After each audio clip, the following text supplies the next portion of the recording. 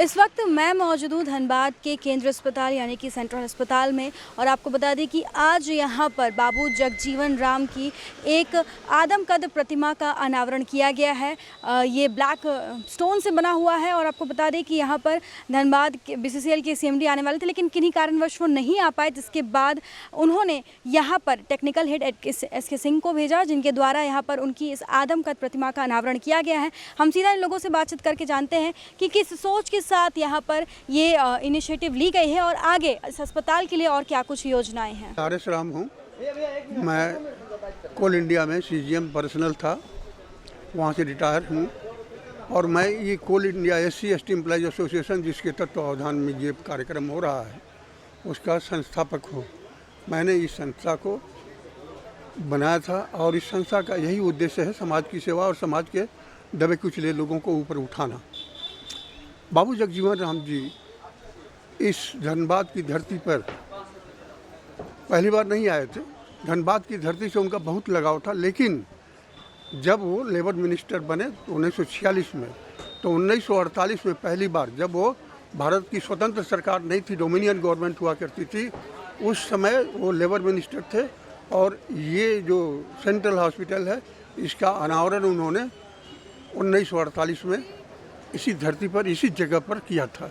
ये परिकल्पना कब आई कि इनकी मूर्ति? हाँ, बता रहे हैं। तो ये बात बहुत दिनों से चल रही थी, ये करीब विगत 10 वर्षों से इस पर चर्चा हो रही थी।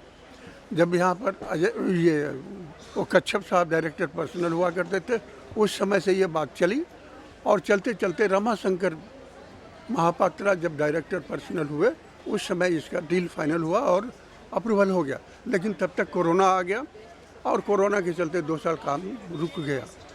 अब जब कोरोना ख़त्म हुआ है तब इसको हम लोगों ने फिर से लग करके और इसको मूर्ति को लगवाया है। मूर्ति 2 टन से ऊपर की मूर्ति है, काफ़ी वजन की मूर्ति है। यस, क्या है? ब्लैक स्टोन है। और ये बहुत दिनों से ये हम लोग इस कॉलोनी को जगजीवन नगर कॉलोनी से जानते थे, लेकिन यहाँ कोई उनकी मूर्ति नहीं थी। तो ये हमेशा यहाँ की एक जनरल डिमांड था कि यहाँ जब इस कॉलोनी को हम लोग इस नाम से जानते हैं तो उनकी एक मूर्ति स्थापित होनी चाहिए।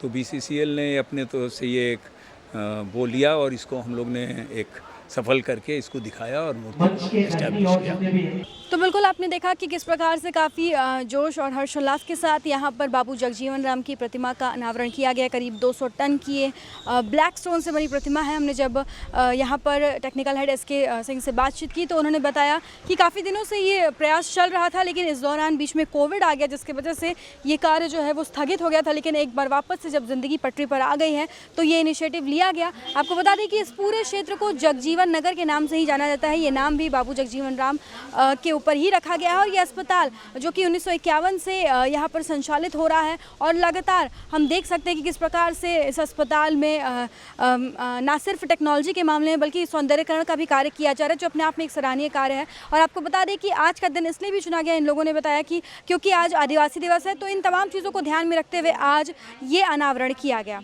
अपने सहयोगी प्रकाश के साथ Shambhavi Singh, the news post, Dhanbad.